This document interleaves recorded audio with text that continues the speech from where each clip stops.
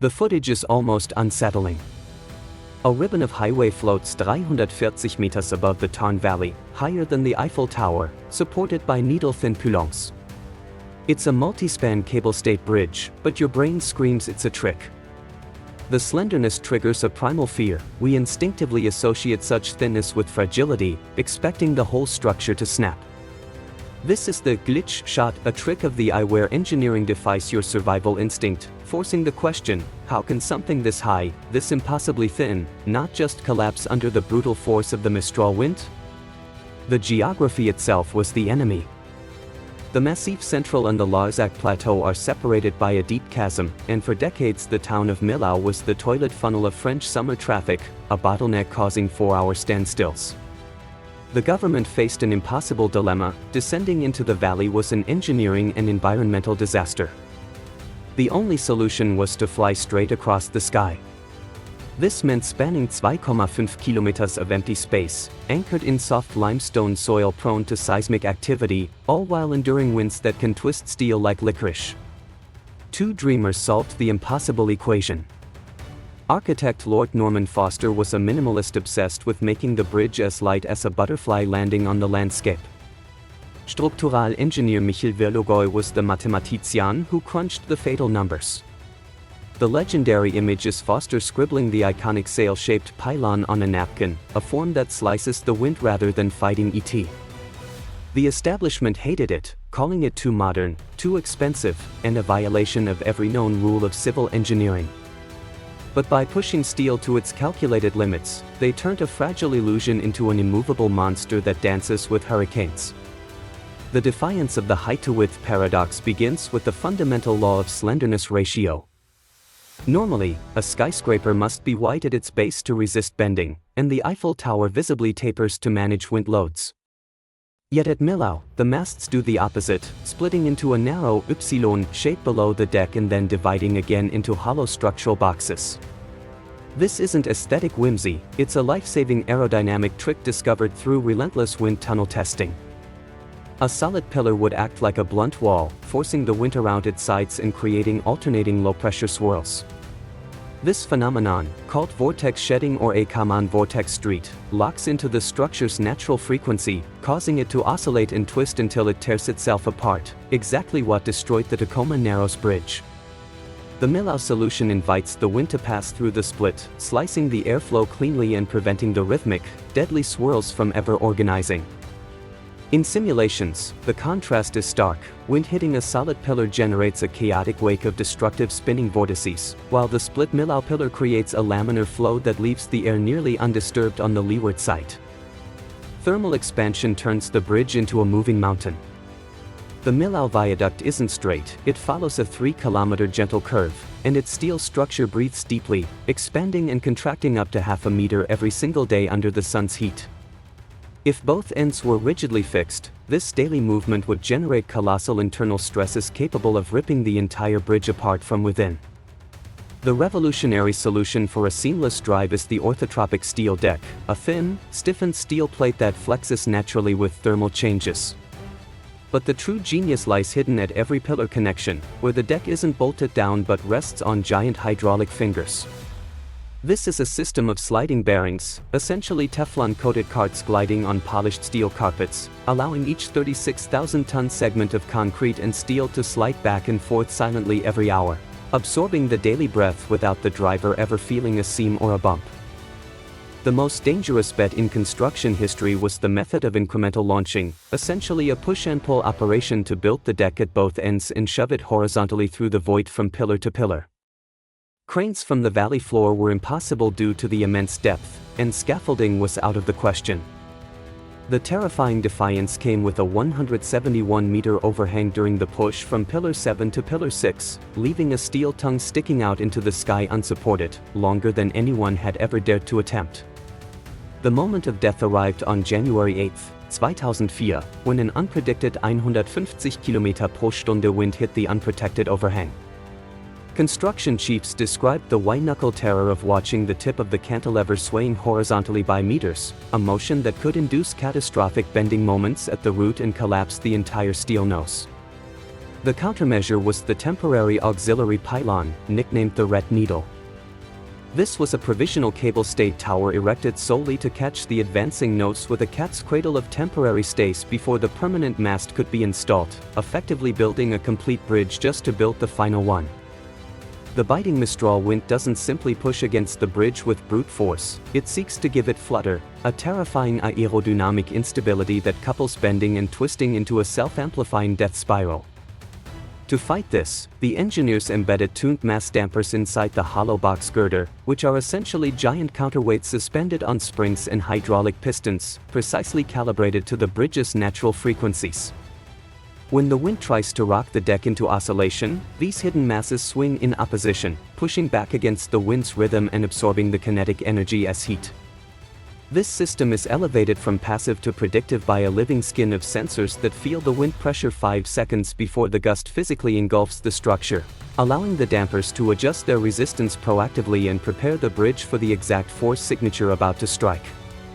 The invisible killer of any slender structure is resonance, infamously demonstrated by the Millennium Bridge in London, which wobbled violently on opening day not because of structural weakness, but because the gentle, random footsteps of a crowd unconsciously synchronized to the bridge's slight sway, amplifying it into a lurching nightmare. The question arose whether a marching crowd could similarly destroy Millau by shifting its vibration from a safe longitudinal plane into a destructive lateral moat. The security lock against this is geometrically brilliant. The bridge deck is literally curved in 3 dimensions, incorporating both a vertical camber and a horizontal plan curvature along its entire 2,5 kilometer length. This complex geometry ensures that no single, uniform stepping frequency can lock into the entire structure simultaneously, because the curve disrupts synchronization, scattering the rhythmic energy before it can organize into a coherent, bridge-swaying force. Even though it carries only a service walkway sitting exposed on the high limestone plateau, the masts of the Millau Viaduct become the tallest points for miles, transforming the bridge into a lightning capital that attracts direct strikes repeatedly throughout the storm season. The art of grounding here is a masterpiece of concealed electrical engineering, where the high-tensile steel tendons running through the concrete pylons are deliberately bonded into a continuous conductive network, effectively forming a massive Faraday cage. When a 1,000,000-volt lightning strike hits the top of a mast, the electrical current is captured by metallic receptors and funneled down this internal cage of steel, bypassing every sensitive mechanical component. The current races harmlessly through the concrete's core, jumping across specially designed spark gaps at the expansion joints to ensure a continuous path, and finally dissipates deep into the earth through an extensive grounding grid buried in the limestone bedrock, leaving the bridge's delicate sliding bearings and electronic sensors completely untouched. The 120-year guarantee against corrosion is enforced by a permanent army of anti-corrosion warrior robots, essentially a custom-built painting train that lives on the bridge. This gantry-like machine crawls along the entire length of the stay cables, continuously scraping away old paint layers, inspecting the steel surface beneath, and applying fresh, multi-layered protective coatings in a single automated pass, ensuring no section of the load-bearing cables ever sits exposed to the humid valley air long enough for rust to take hold. The myth of self-healing concrete is often invoked, but the reality here remains stubbornly manual and dangerous. High on the piers, upseiling inspectors descend on ropes, tapping the concrete surface with calibrated hammers and listening with trained ears to the acoustic response. A healthy section rings with a sharp, solid tone, while a dull thud indicates hidden delamination or internal cracking, requiring immediate marking and repair before water ingress can corrode the internal steel reinforcement. The ultimate expression of the design's foresight is cable replacement engineering. Every single white stay cable was conceived as a non-permanent, replaceable component from day one. The anchoring system allows a maintenance crew to attach a temporary hydraulic jack, detension and unbolt a single cable, extract it, and slide in a brand new replacement, all while the deck continues to carry its full traffic load during rush hour, without a single driver ever feeling the slightest disturbance or even knowing the surgery is happening beneath them. The legacy of the viaduct and its critics is a complex economic and aesthetic reckoning. The existential question of whether it destroyed the town of Millau economically is far more nuanced than a simple yes or no.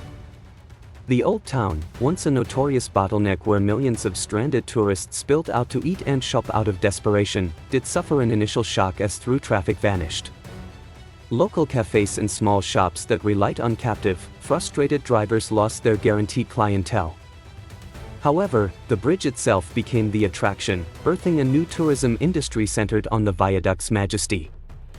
The quieter, unpolluted town center subsequently reinvented itself as a destination for slow tourism, bleeding, and outdoor sports, eventually attracting a different type of visitor who stays longer. While hypermarkets naturally grew near the new motorway exits to serve the high-speed passerby. On the aesthetic front, the battle was fiercely philosophical, structural honesty versus aesthetic arrogance. Lord Norman Foster fought relentlessly to paint the entire steel superstructure in what became known as Miller White, a warm, slightly pearlescent hue, instead of the standard dull battleship gray of industrial infrastructure. Gray, he argued, would create a heavy, brooding scar on the landscape that would dominate the valley by brute force.